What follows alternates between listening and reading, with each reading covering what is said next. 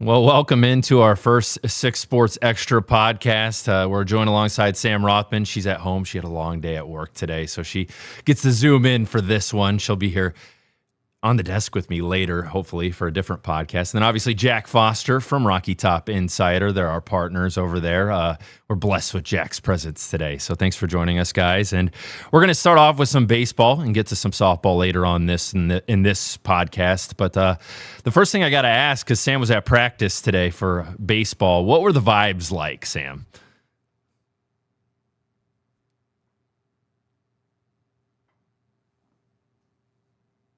Hold on, Sam. We're having some audio issues. We can't hear you. So we're going to try to get you on. Hannah, can you hop in here for a second and get Sam's audio on? So, Jack, I don't know if we can hear you either. We don't have Jack either. So I'm just going to yap for a little bit. So technical difficulties on the first podcast is unsurprising, obviously. Sam, look at how happy Sam is. But she's ready for some baseball. She's been covering the team the whole year this year. And she touched on it a little bit to me off camera, was that the vibes were strong for Vol baseball. So, and I'm sure she's going to add to it here in a second. There were some moments where they looked pretty good in the SEC tournament. Obviously, that Vanderbilt game, we won't talk about that, I guess. No, we probably should, but it was not pretty. But those first two games, that Texas game especially, was the most impressive thing,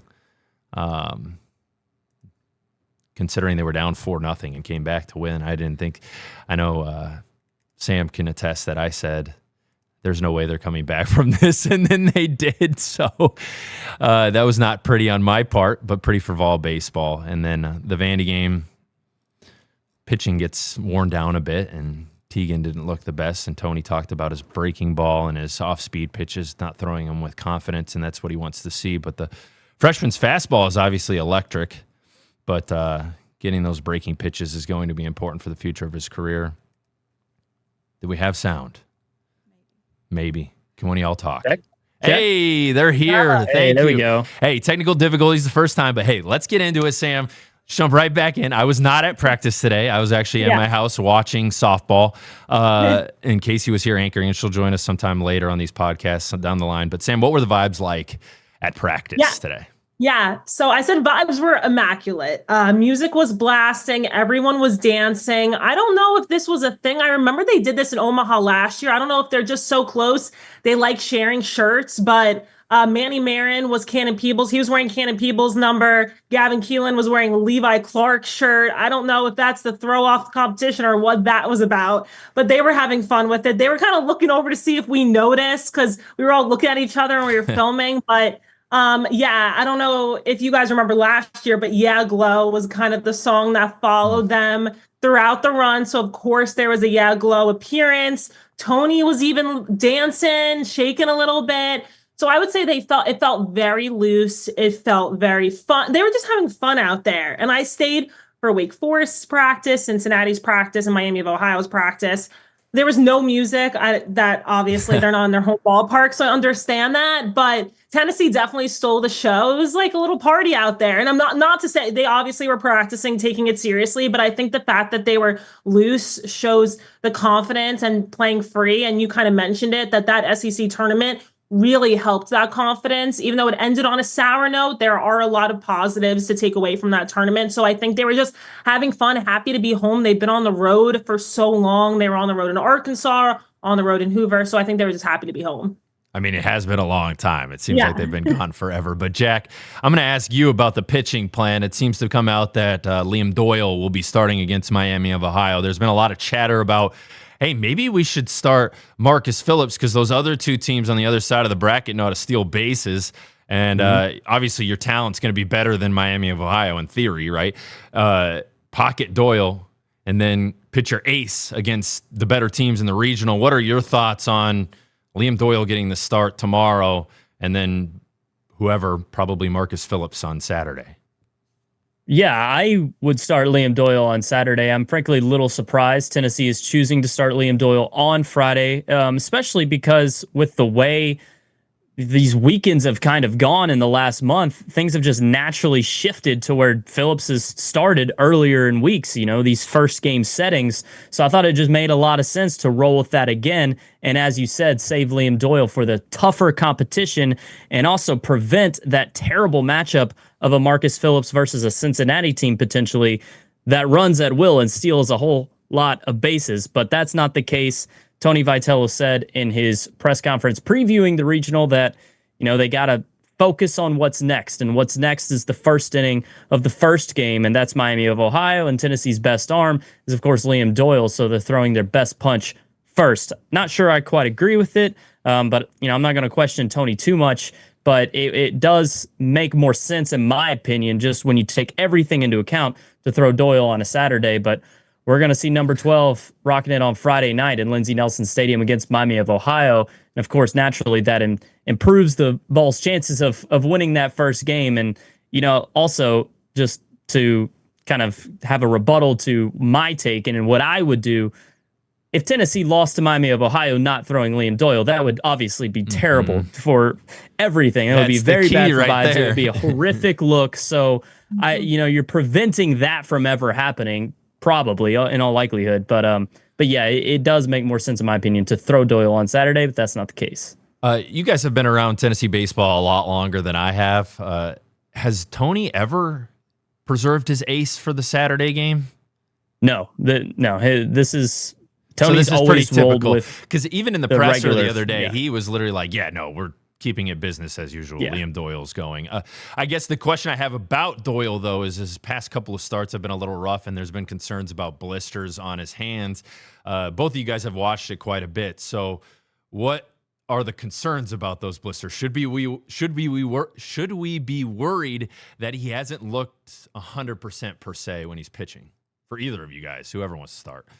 Yeah, I'll take it first because I was just watching Tony's press conference today, preparing for tomorrow, and he basically, everyone is worried about it, right? So he asked about the blister. I saw Liam at practice today. He kind of sucks on it, it's kind of, you can tell that it's bothering him. You can tell that there's something there. He'll be picking at it. Like you notice it. It's been caught on the broadcast, but then he was, kind of tending to it and then went out on the mound and was fine. So I think it's been the same thing where it's there. Everyone knows it's there, but it's not going to stop him. Now, as for his past two outings, Tony said that, against that Arkansas game, obviously that was not a good outing for him. Too many hits, too many runs, all that.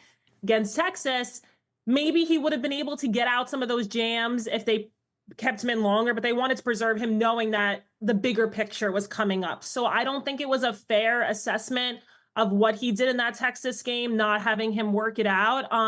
But we all know he's an SEC pitcher of the year for a reason. He's a first round projected pick for a reason. I think he's going to come out with some extra juice and all that. The problem is, if he comes out with too much juice and kind of gets away from that, Tony talked about his best outing was obviously at Ole Miss and his old stomping grounds. He had something to prove, and he had that juice, and it worked in his favor. I think getting back to that Liam Doyle, if they have that Liam Doyle throughout the NCAA tournament and they get the offense that they've been getting in those first two games in Hoover, then, that's a perfect scenario, right? Jack, I'm gonna flip it on you because obviously Doyle starting game one and that blister is a concern, but game two, you mentioned it. How concerned should we be against these running offenses? Obviously, Cincinnati is the better one of the two, but how concerned should we be with Marcus Phillips on the bump? It seems like he's gotten a little bit better at it, but he struggled with keeping runners from running wild this year. Right, that's been his Achilles heel, and you do have to give Marcus credit that he prevented that from happening against Arkansas in Fayetteville, a really solid outing he had there. And of course, Arkansas is not a team that runs a lot, so it was an easier matchup in those terms. But the Cincinnati would be the one I'm worried about more. But I will say, Cincinnati in itself, they're not that good of an offensive team. So, if Marcus Phillips is on in terms of just not allowing runners to get on. He's got all his pitches working. The command is there. That's something that has, been a bit of an issue for him more times than getting hit around per se. So if he's really good with just, regular things that Marcus Phillips has done all year, then I don't think it'll be too big of a problem because Cincinnati's offense isn't as great. And then you look at Wake Forest, better offense, but doesn't run as well. But it's certainly going to be one of the bigger storylines, no matter who Tennessee faces on that Saturday, Cincy or Wake, with Phillips on the mound. And, I think it would hurt Tennessee if they end up having to rely on multiple bullpen arms, because that just thins things out on Sunday. Is there any concerns with this offense? Obviously, in the SEC tournament, we saw a couple of explosive games against Texas. It took a minute, but in the latter innings, they were pouring it on. Will there be any concerns about their offense in this regional with the pitching staffs they'll possibly face? Sam, we'll start with you, and then Jack. I mean, just you talking about the SEC tournament, they were able to turn it on against SEC arms. They're not going to be facing SEC arms this weekend. They're not going to be facing SEC arms tomorrow night, Miami of Ohio. They're not going to be, obviously, Wake Forest is going to have the best arms that are coming in this weekend. But again, just going back on what you were talking about with Marcus Phillips and, Cincinnati's going to play small ball and all that. You have to think about the offense. You have Keelan, you have Andrew Fisher, you have these guys that even if there are those mistakes, if they give up some runs, I think the offense is good enough to make up for it, especially not going up against SEC arms, which, they never got swept this season, and they never had they had a couple, obviously Vanderbilt, but there weren't terrible losses where the offense just didn't show up. I know there was a lot of problems with runners in scoring position, not capitalizing and all of that. But again, I just think that cliche 0-0 new tournament. I think that SEC tournament, what they were able to do, they treated that like it was a new season, and you saw the offense really take a step forward again against SEC pitchers, and it's not going to be SEC pitchers this weekend, so I'm not concerned. Jack, is there any concern? Is there a team you could see possibly clipping them and holding their offense at bay? I think that this Tennessee offense has turned a corner. Sure, the Vandy game wasn't pretty at all, only 4 hits, but when you take into account the 5 games prior, it felt like this offense had been drastically different than the unit we'd seen for the vast majority, the back half of SEC play. And also, Wake Forest is a better team than Cincinnati. So let's pretend, let's just say Wake makes it through game 1, and that's who Tennessee would play on a Saturday. Wake Forest has an ace in Morningstar, but after that, the starting pitching hasn't been great. We could even potentially see former Vol Matthew Dallas start against Tennessee on Saturday, so that would be a fun storyline. But Wake's pitching staff is not one that I'm overly afraid of behind its ace, which Tennessee, of course, will not face.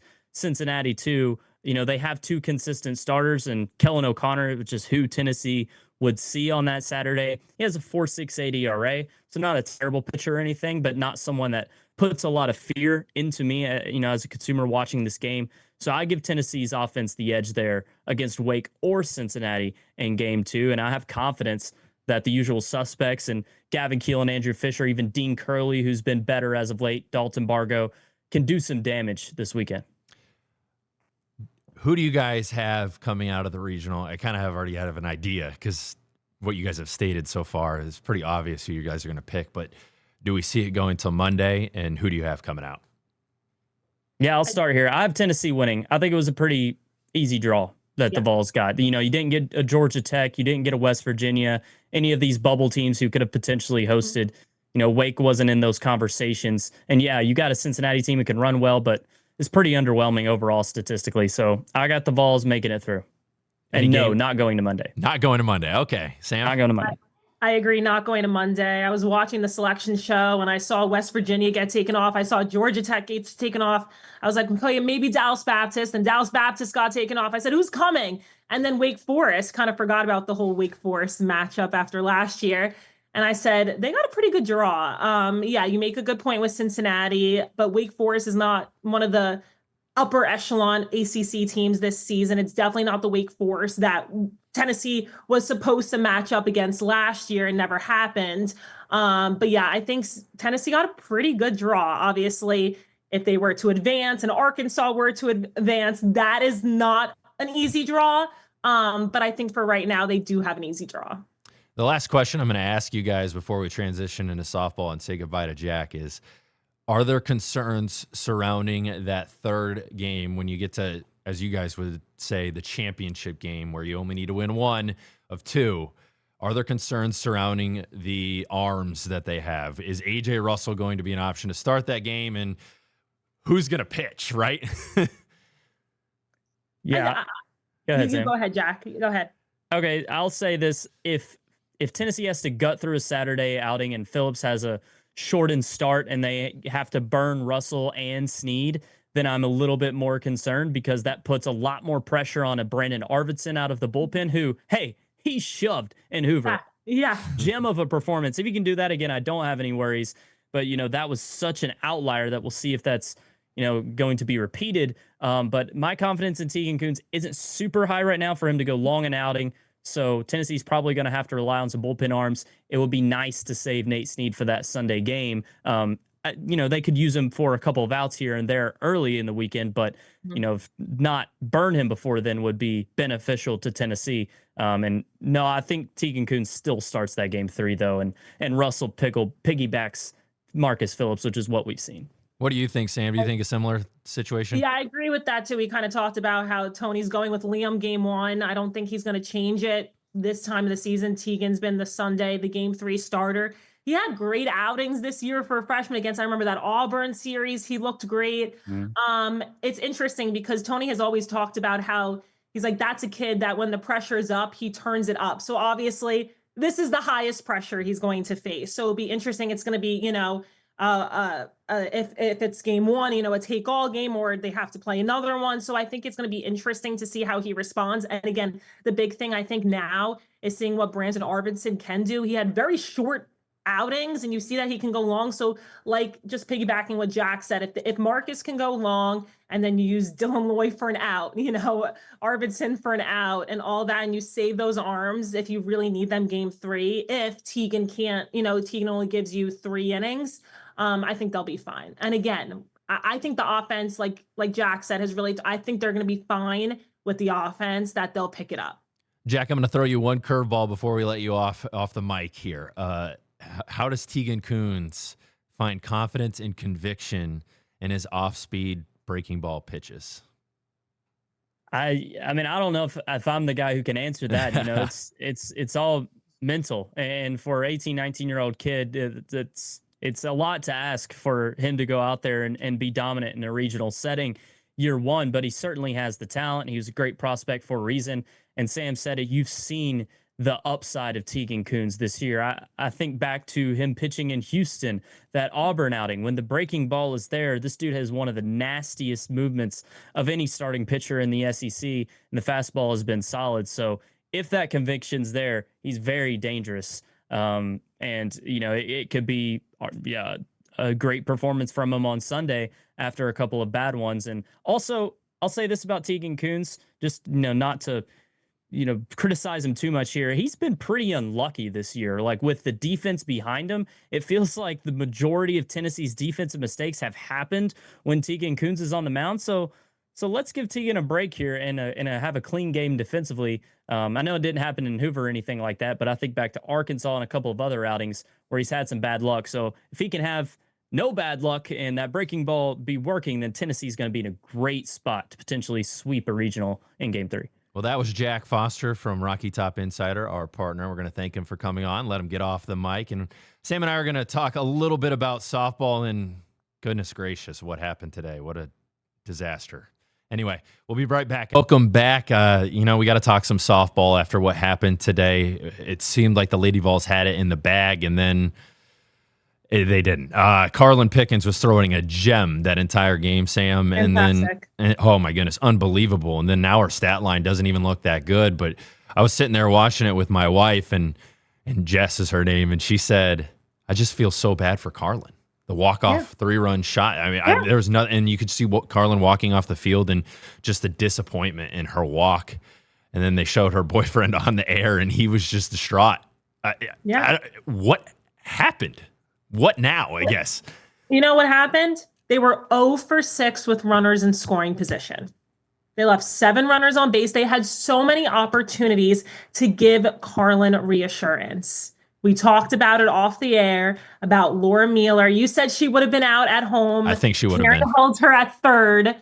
But there, I think about in the top of the 7th, they had the bases loaded. There were so many opportunities to give her some reassurance. And you know that Oklahoma is Oklahoma. A But wagon. honestly, Parker was the only one who was having success at the plate. And of course, and you said it, once you walked the first batter and that lineup was going to reset, started to feel a little nervous. Especially with a pitcher who had 120 pitches plus at that time.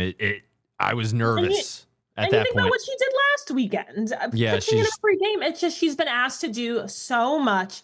And you feel for it was gut-wrenching. It was. I sat gut-wrenching. I sat there with my hands over my mouth in shock for minutes. It's hard because like Carlin put all that effort into that, and then just that moment and I felt like they played. Karen did talk about it. I felt like they played a pretty good game for the most part. They were the better team. Outside of hands down the better team. A few base running mistakes. Yeah. I felt like they played perfectly. Oklahoma couldn't do anything with Carlin other than get a few walks at that point. They weren't even getting hits other than the home run to make it 2-1 in the first inning. 2 home runs, yeah. Yeah, and then the second home run. I just don't know where the question I had that I wanted to ask you, Sam, because I don't know the answer. Where do you go from here? Obviously, you got a game tomorrow, but where do you go from here? Because the way they looked walking off that field, I'm like, there's no way they're winning tomorrow against Florida. And you know what it made me think of when we throw back a year ago when we were sitting in the press box in Omaha and Tennessee was down and they were about to go in the losers bracket and they came back and won that crazy game. Dylan Dreiling walked it off and we looked at each other and we said they're making it to the championship round. You win a game like that, you make it to the championship round.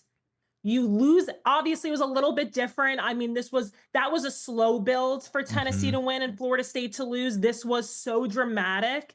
But I immediately thought about that and what juice it gave Tennessee and what it did to Florida State.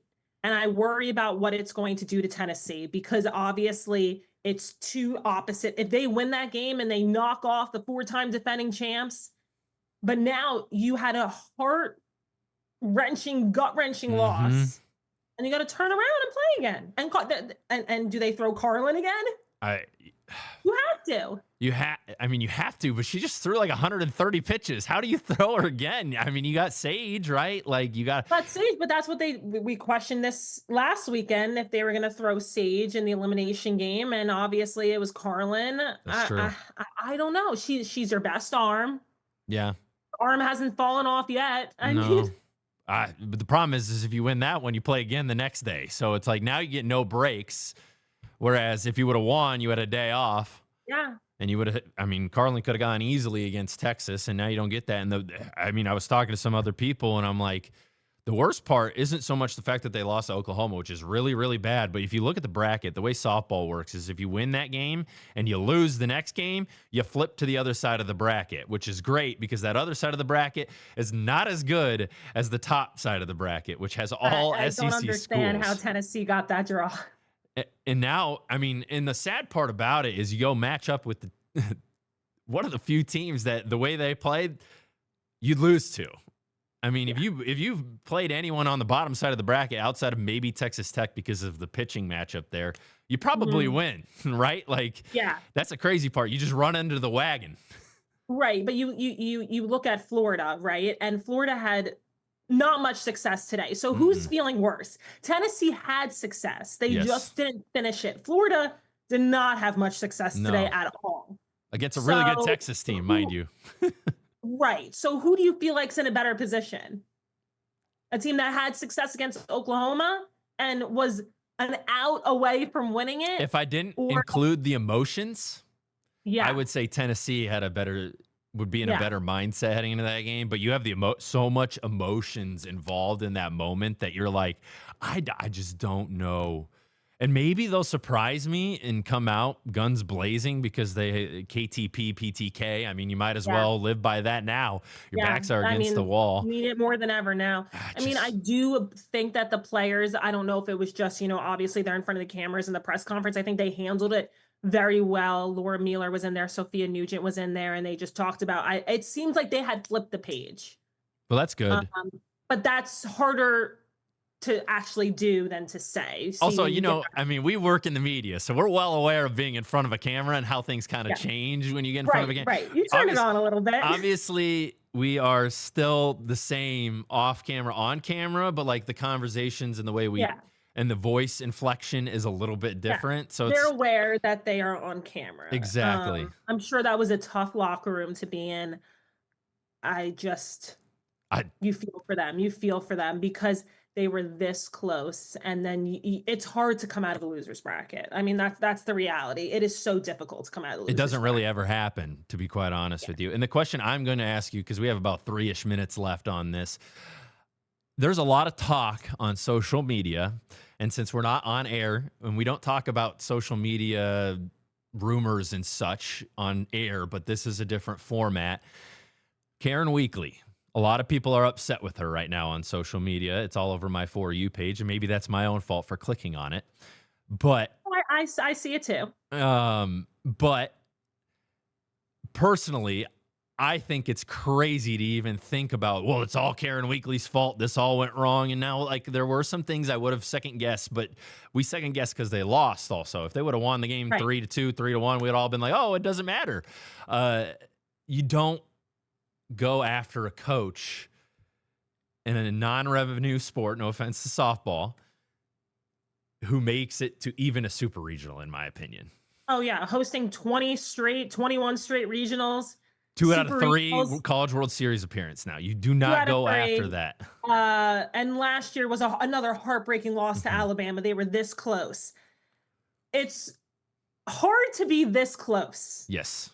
And they're always in the conversation. They reload, they rebuild. Think about what they lost last year in that starting lineup. I'm sorry. I would like to see, who are you going to bring in to lead your team back to be in the national category every single season? Every single season. Mind you, and you know how big of a Rick Barnes supporter I am. They have made the Elite Eight of softball. Yes. Which is as far as Rick Barnes has ever made it as a head coach. And men's basketball is a different story, obviously, because they've had a lot of years of bad luck and terrible teams.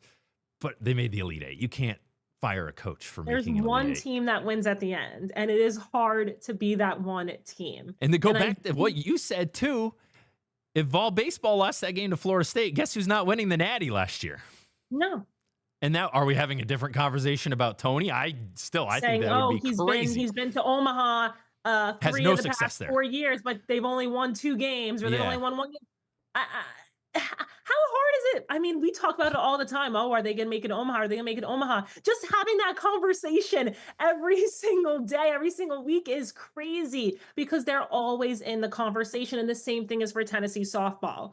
With Karen Weekly as head coach, they are always going to be in the conversation. And I do think that they have the right leadership and the right leadership on this team. Agreed. To lead them tomorrow and to get their heads straight and to flush out what happened. Now, obviously, again, easier said than done. There's a lot of things that can happen on the field, but the room for success and failure is so small, and I just think that they've had a lot of success. All right, we're already a little bit over, but I'm going to end it right now by saying, do you think they win tomorrow against Florida? I do think they win tomorrow. I think they rebound, but then they lose on Saturday. I agree. All right, that's the first podcast we've ever done. Hopefully we have a better one next week with audio. Thank you, Sam, and thank you, Jack, and thank you, Hannah, for fixing the audio. Everyone have a good night.